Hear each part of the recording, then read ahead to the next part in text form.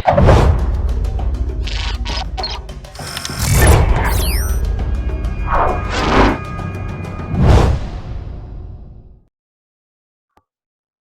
everybody, welcome to Fraternity Foodie. This is Mike Eilon with Greek University, and we call these segments Fraternity Foodie because there is nothing like good food to bring people together.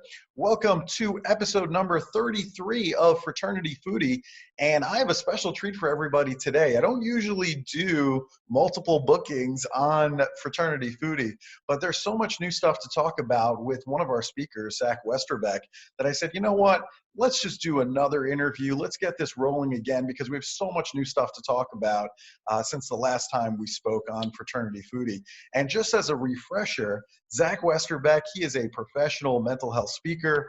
He's an advocate for mental health. He's somebody who has a passion for helping college students and organizations understand the complexities of brain health in today's modern world. He is certified in mental health first aid. He has spoken at major colleges around the country. I'm talking about Penn State. I'm talking about Georgia Tech, UC San Diego, just to name a few. And he's also partnered with some mental health organizations like Patrick Kennedy's One Mind Foundation, also Elizabeth's Peace of Mind Foundation as well, to help those who are suffering in silence. He also, very cool, he's got a book that is currently in the editing process, and that's going to be released in early spring of 2020. So I wanted to tell the audience about all of these new things that were happening. And so here we have Zach Westerbeck. Zach, welcome to the show.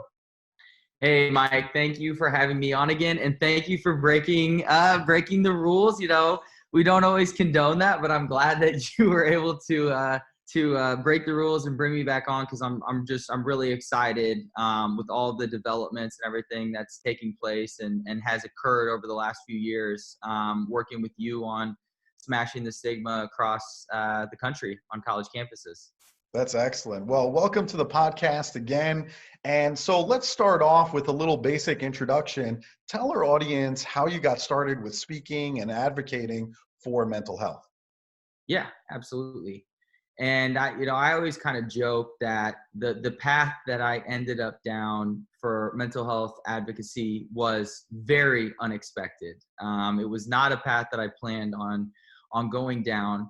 And so for the audience tuning in today, I'm from Indianapolis, Indiana. So growing up, I had a great childhood. I had a lot of friends, a loving family. And I would say that my early years were really comprised of, hanging out with friends, being showered in love from family, and then playing sports. And so when I graduated from high school, the sports career ended and I went to Purdue University to study economics. So I was totally outside of the realm of mental health and thought that I was going to go down the business path. And when I joined Purdue, I was looking for that new identity. So I turned to the Greek system and I joined Sigma Chi. I'm a Sigma Chi, Delta 14. So shout out there. And college had some turbulence. I think a lot of the learning lessons that we're seeing today, and we'll touch a little bit on what some of the college students are experiencing in today's world. But for me, college was a great experience. And when I graduated, I moved from Indianapolis, Indiana, down to North Carolina to start my career.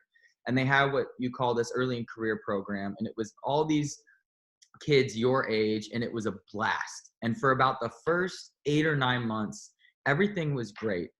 And then in late 2015, like November-ish, I started to experience symptoms that I had never felt before. So all of a sudden, I'm waking up with what felt like a drum line in my chest. My palms are sweaty. My mouth is dry. My mind is racing.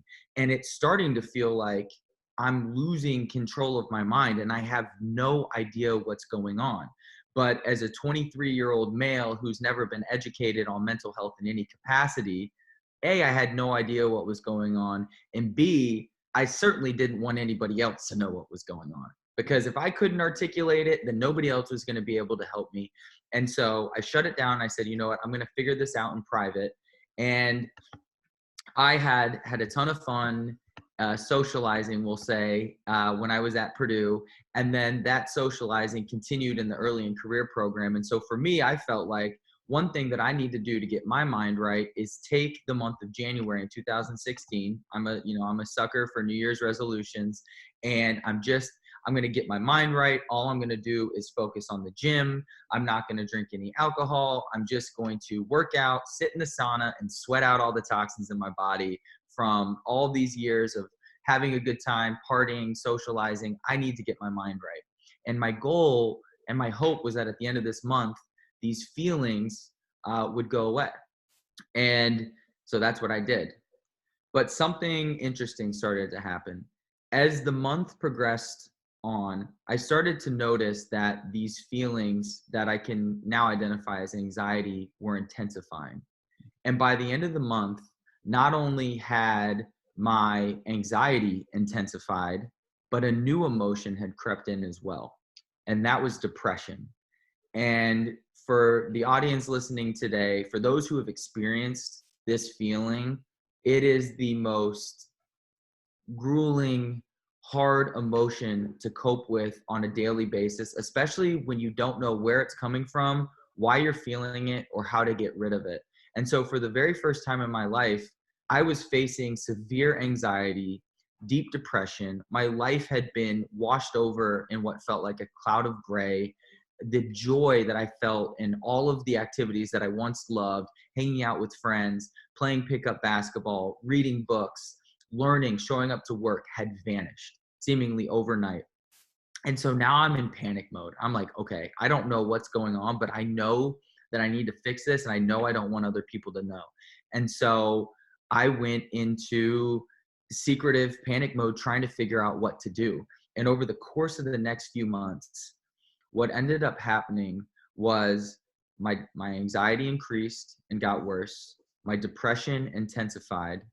And at the pinnacle of my symptoms, I was experiencing thoughts of suicide from the moment I woke up until the moment that I went to bed. And so the best moment for me every single day was the moment that I got to lay my head down on my pillow. I would come home from work exhausted, drop everything on the ground.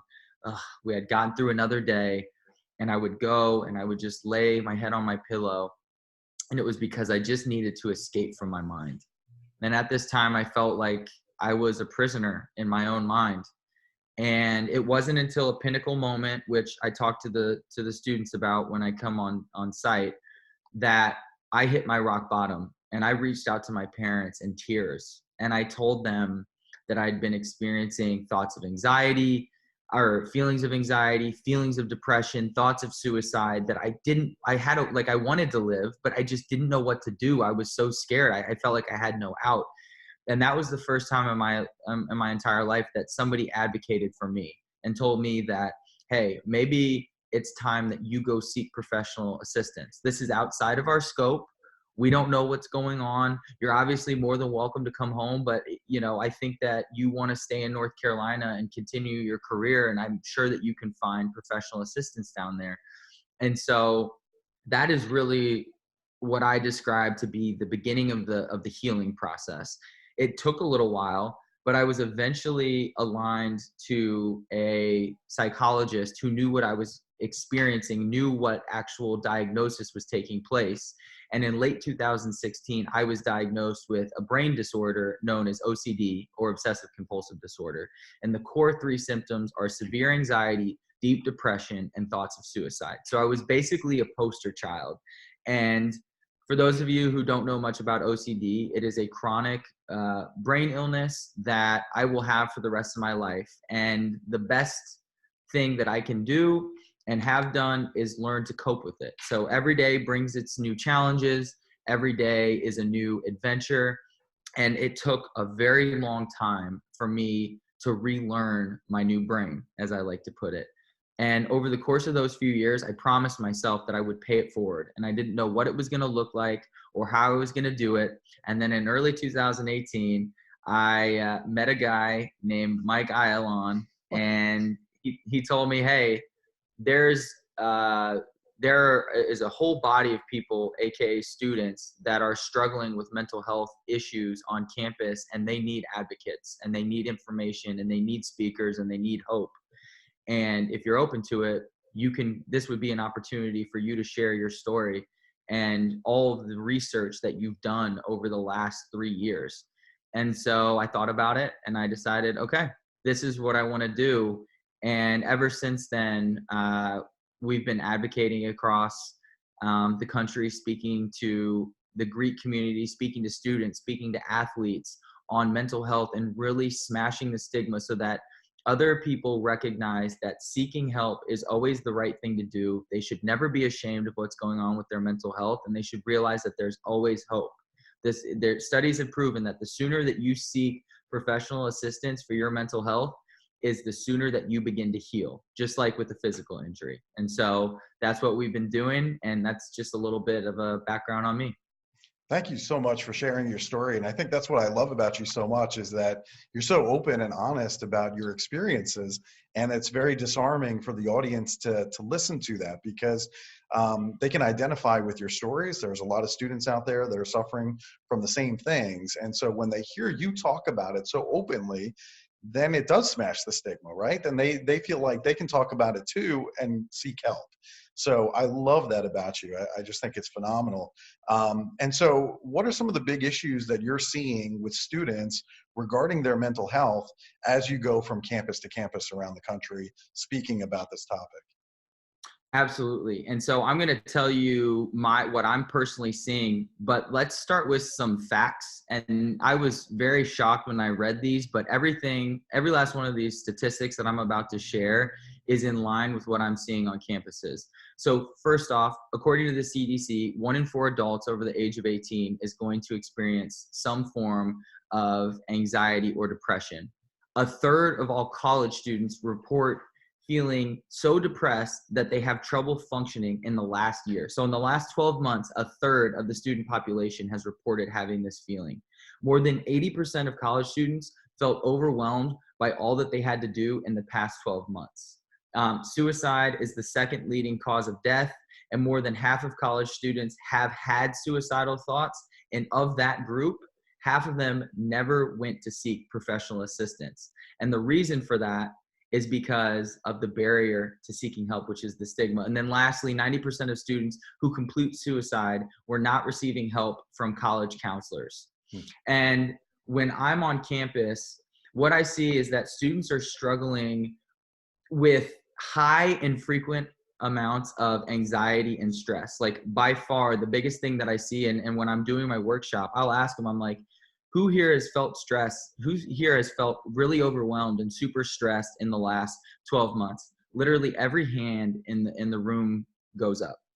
And then I ask the same question for anxiety, and almost the entire room again raises their hands. And so what we're starting to see is this uptick in the amount of stress and anxiety that these students are dealing with. And frankly, they don't know who to talk to or how to talk about it, and B, there aren't enough resources on campus to meet that demand. And when I ask the students what is causing this anxiety and stress, what we see is that there's an overwhelming amount of them that just feel stretched too thin. I mean, they're taking on clubs, they're trying to lead a social life, they need internships, they need to get the best grades, and this is all in an attempt to build their resumes to prepare for the rest of their life. There's a huge demand to perform academically, and I've been seeing that, and I know that you've seen this as well from the student side, so them putting that high level of pressure on themselves, but then also from family members and faculty. And so the last thing is that obviously you see we're seeing large amounts of depression as well, which is right behind. I mean, right behind. It's right there with anxiety and stress. And a lot of them are struggling from comparison bias. So they're taking a look at a friend and they're saying, well, my friend had 2 internships and has a 4.0 and is the president of this club and still has a social life and plays intramurals. And they take a look at their life and things don't, quote unquote, add up. When you look at their resume on paper.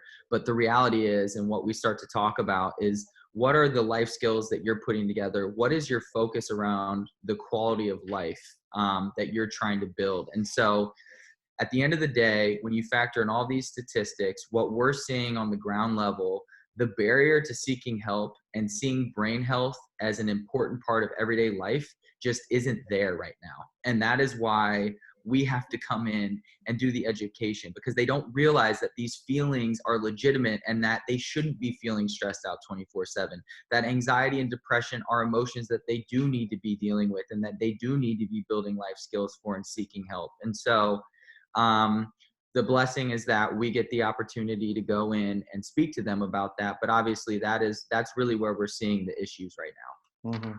It's so interesting that you bring up the pressure that's on today's college student. It's so interesting that you bring up the comparisons that they're doing to their fellow peers with the internships that you talked about. I feel like Instagram and social media in general, that just really kind of perpetuates that comparison. You're always looking at somebody else and what they're doing and their activities and where they're traveling to, and you're wondering, hey, do I really stack up or not? So I wonder how much social media plays into that. Hmm. I think it plays a huge factor. And we live in a filtered society now, especially millennials and Gen Zers, where you live a good portion of your life on your phone, and in particular scrolling on Instagram.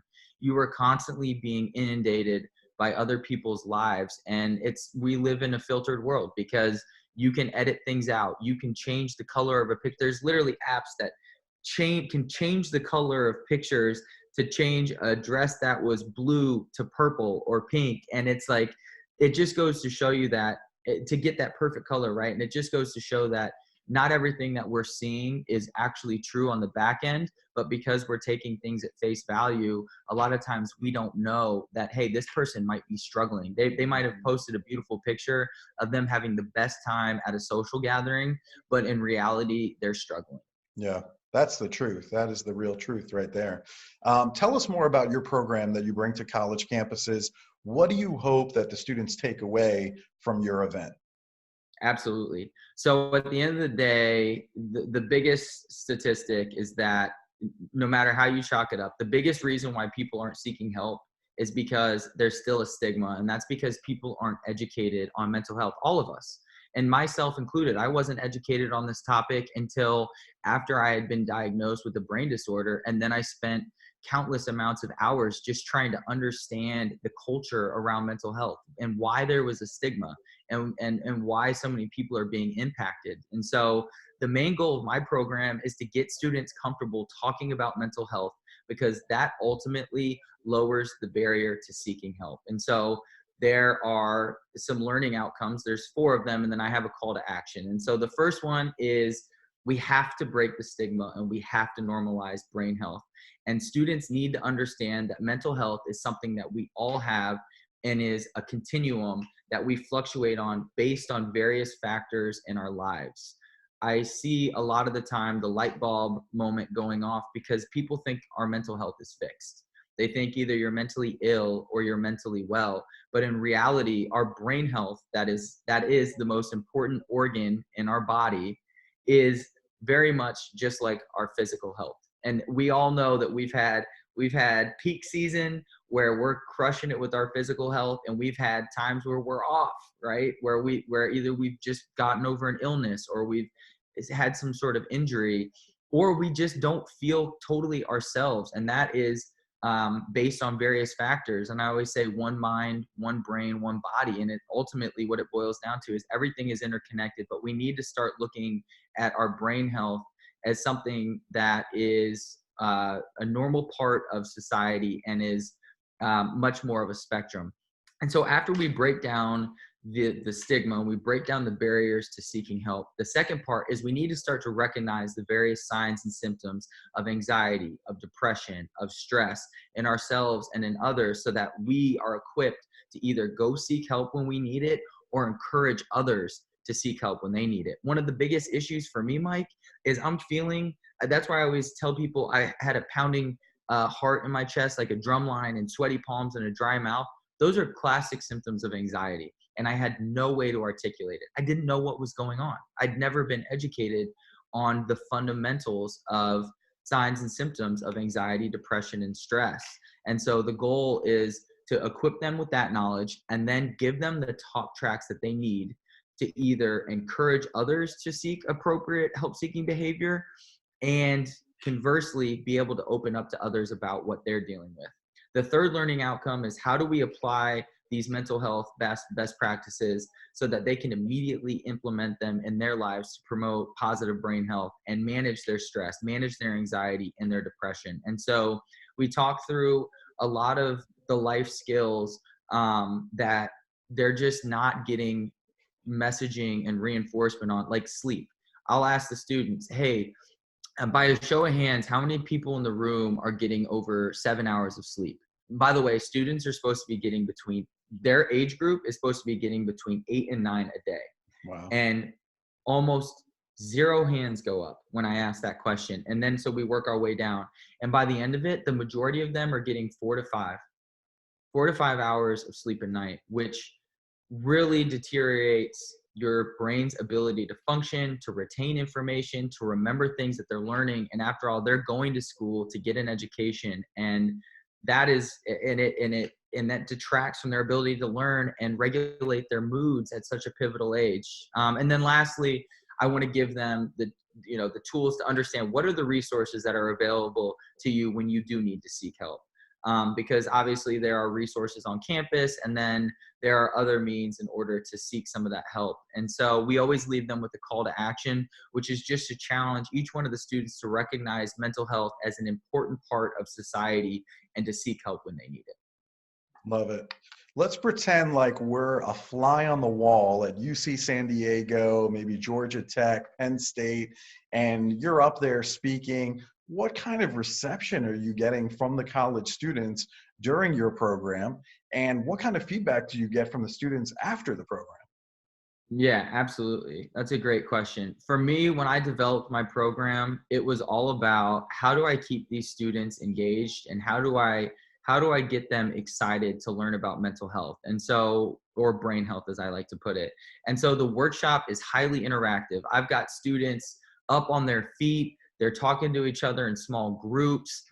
They're coming up on stage and writing on the whiteboard. I'm having students stand up and state their opinion on various things as it pertains to, whatever the topic is that we're talking about. I literally have them role playing different scenarios where one student is opening up about their mental health to another, and how do we have good dialogue? What are the coaching moments? And so the entire time, these students are engaged and they are locked in because we're doing activities that make them feel like almost like they're running the show. And in a lot of ways they are, because they're the ones in the small groups driving a lot of the dialogue. And then obviously there's a worksheet that comes along with the workshop. So whatever they learn, they have that information with them and they can refer back to it. And what I love is, and obviously why any of us do this, is we live for the moments when students come up to you after. And so the students, for me, after one of the workshops, there's always a handful of people that want to speak afterwards, and they are always very appreciative of the personal interaction, the personal story. For some of them, it's like, thank you so much for just sharing your story, because you just gave me hope and I wasn't sure what my next step was going to be. A lot of them like that change in perception to look at mental health the same way that we do our physical health. And it's a very simple example, but it's one that really, really resonates. And then I think that they really just appreciate the real and the raw side of things, because we do go deep into topics and we do have those conversations. And I think that everybody comes out with a better understanding of mental health, of brain health. And that's the most important piece. And I'm proud to say, a little plug, but I'm currently 4.8 stars out of 5 based on the last workshop that I did. So I think it's always nice to get some of that validation, because I think it goes to show that the program is effective. And at the end of the day, it's about breaking the stigma and giving the students the opportunity to take their lives back and live a better, healthier, more productive, fulfilling life. Yeah, you rocked it at AFLV. I know which program you're talking about, and you absolutely rocked it. Every time I see you up on stage, sometimes I'm actually in the audience, I'm just blown away with the number of students that line up, that they want to share their story with you, and you just really relate well to the students. So that, to me, is just very obvious. How do you think being a Sigma Chi from Purdue, how has that helped you in terms of working with other fraternity and sorority students all over the country? I think it's twofold. I mean, number one, it helps to create an instant connection between myself and the audience. So they kind of look at me and they're like, all right, this guy gets it. He's been in this culture. He understands that we're trying to balance our academics, our social life, the philanthropic endeavors that the Greek community, obviously the Greek community is so pivotal in the amount of philanthropic work that they do. So they understand that I get the culture and the traditions and everything that they're trying to foster inside of their organizations, and just what they're going through on a day-to-day basis. And so I think that that's really what's been helpful. hmm Now, we started out the conversation saying that you were a certified mental health first aid professional. So, what is that certification and how does that help you today?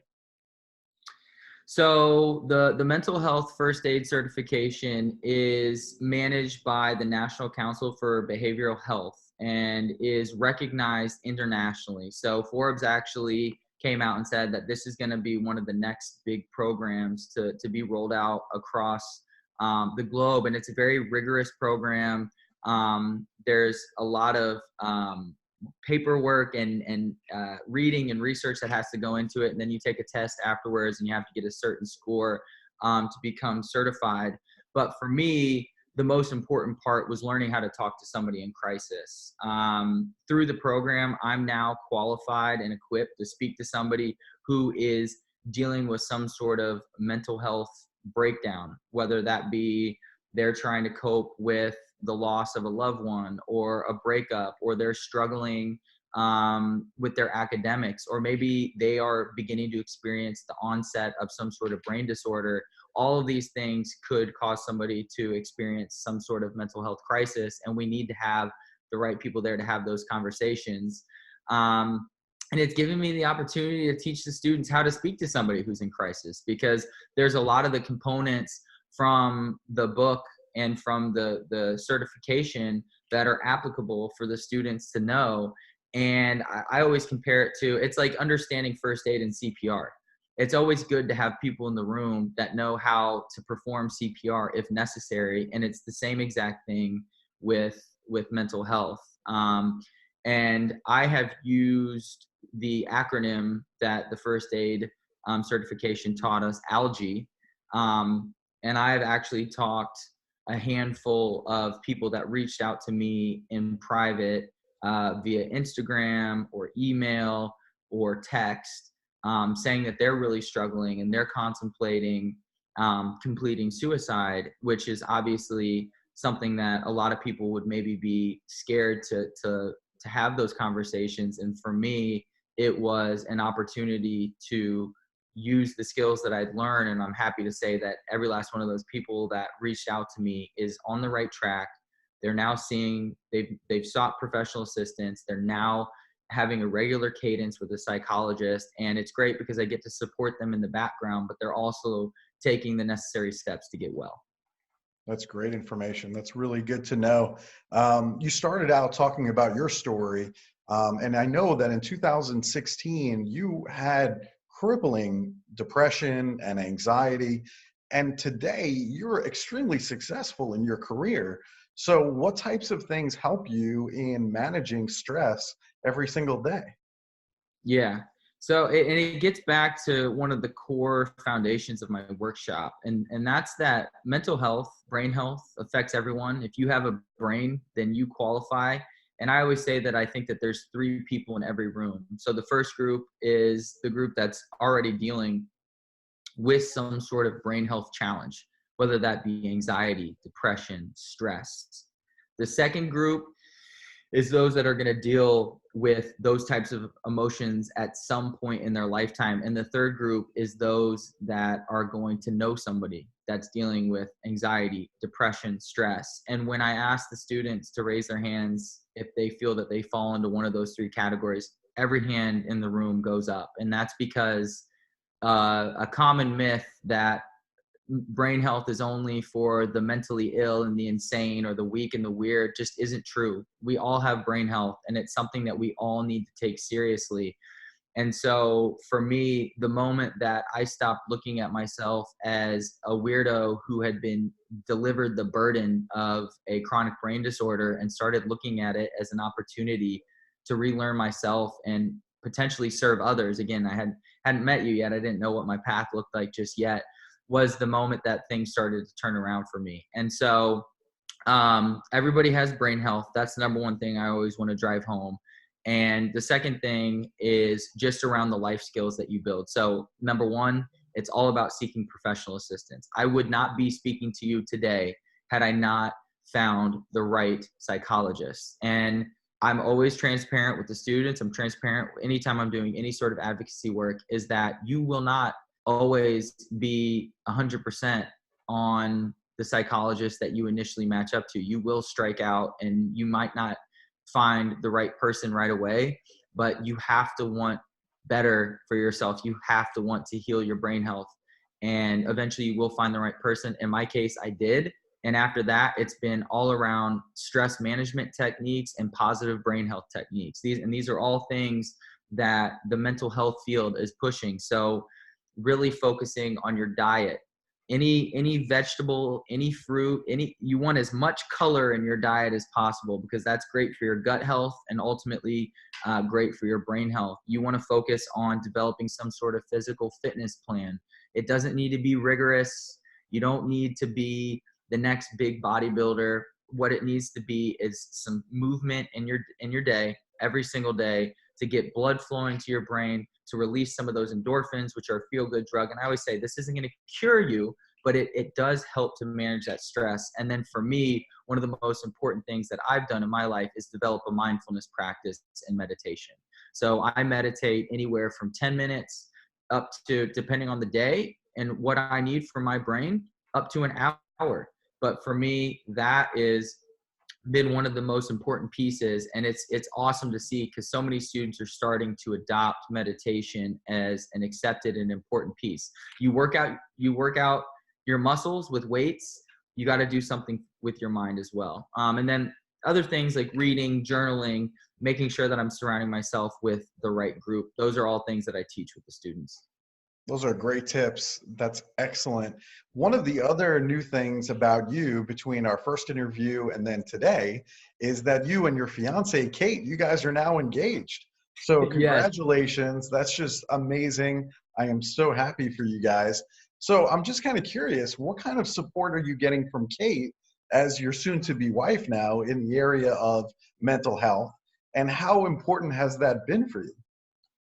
It's been massively important. She was my rock in my dark place, and she's my light in my bright space now. I mean, she's been there with me every step of the way. And what I tell people is, it doesn't need to be your significant other. Like, especially if you're in college, you might not even be in a serious relationship. You're still trying to figure out who you are and how you fit into the world, and kind of what your narrative and your story is going to be. But it's just so critically important that you cultivate healthy relationships. And at a simplistic level, that means surrounding yourself with people that, I always say, if the person feels like your biggest cheerleader, that's somebody that you should be around. They want to see you succeed. They want to see you get better. They're there to lend an ear whenever you need it. They're there to provide guidance whenever you need it. And generally speaking, they're just your biggest supporter. I happen to be lucky because Kate is the love of my life and my biggest supporter. But what it really boils down to is having somebody in your life that's in your corner and wants to see you succeed. Yeah, you're definitely very, very lucky man. So that's all I'll say on that. But it's great that Kate supports you so much. And I love seeing the connection that you guys have. I just think it's a beautiful thing. Tell us more about the book that's coming out soon. What's the focus of the book? The book, I'm so excited. So I've been writing the book over the course of the last year, and it's now with an editor and has been here for about a month. And the book is essentially a deeper dive and expansion of my program that really focuses on changing the perception of mental health for students in college. So I really felt like this was the book that I wish I would have had all those years ago with the onset of my brain health challenges, because in college we weren't speaking on this topic. I didn't know anybody who was dealing with any sort of brain health challenges. I wasn't dealing with anything myself, and nobody at like a societal level was talking about this. So this book takes all of the factors into consideration, takes all of the things that I wish I would have known and that I've learned through my own research, personal experience. It's combined all into this one book that honestly I feel like every college student across the globe should have their hands on to read, because I really think that it serves its function of breaking the stigma, changing the perception, and then giving people the tools that they need so that they can go out and live their fullest lives. And so I cannot wait for this book to come out. It's slated to come out in the spring. We're going to start putting together an early bird email list for people that are interested in getting their hands on it early. But I can't even begin to tell you how excited I am, because I think that this book has so many important nuggets in it. And I can't wait for it to come out. Count me in on the book. I better get an autographed copy. That's all I'm saying. I'm willing to pay. I don't want a freebie. I'll pay for the book. I just want you to sign it so that way I can look at it when you make it big and I'll be like, here it is. This is the guy. This is his story. My signature is terrible, but absolutely. Absolutely. I got to work on my signature, but yes, 100%. You're going to have to work on that. I sense a lot of books are going to be shipping out. And so I hope so. I don't want us to forget about food too. So before I forget, is there some place in SoCal that I should be going to eat? Where are you and Kate going out to eat these days? Oh my gosh. I wouldn't be doing this area right if I didn't shout out Social. So Social is have you been? I have not. I need to go. Gosh. Okay, well, when you're out here next, I'll take you to Social. It is basically our little hometown restaurant, but it is so cool. It's got the most amazing vibe. The owners are a married couple. They're two awesome people that started this restaurant years ago with practically no money in their pockets, and they're now opening up their third location. And so the restaurant has done extremely well. The food is unbelievable. They've got a drive-through burger that is to die for. It's literally so amazing. All of their appetizers are delicious. I'm getting hungry just thinking about this place. But Social in Costa Mesa, that is the play. That is definitely the play. Sounds perfect. I love that it's a mom and pop shop, and it's something unique to SoCal. So I'll definitely check that out next time I'm in town. So for our audience members, what's the best way for people to contact you in case they have more questions, or maybe they want to bring you in to speak on their campus? How should they contact you? Absolutely. So I see students reaching out in two ways. And the first one would be my email address, which is zwesterby@zachwesterbeck.com. So that's zwesterby, ZWESTERB at my first and last name. So that'd be the first one. And then the other one would be Instagram, and that's at Zach_Westerbeck, which is again just my first _ last name. Zach spelled with an H. So awesome. Those are the two areas. Mm-hmm. I love it. So thank you so much for spending time with us today. I learned a ton more, and I have a feeling that a year from now, we're probably going to say, hey, it's going to be time to do our third installment, because you're just moving at such a fast clip in terms of the number of campuses that you're speaking at, the book. It just seems like everything is firing. And I know a year from now, there's going to be so much more growth.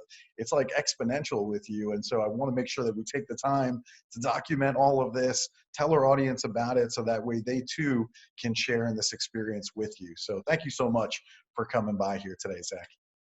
Thanks for having me, man. I really appreciate it. And I'll just leave the audience with this. I got an email from a student. She was reaching out just to thank me for the program. And she shared her personal story about struggling with her own feelings of depression and suicide, and how her brother had passed away and her mother had completed suicide, and she was really struggling.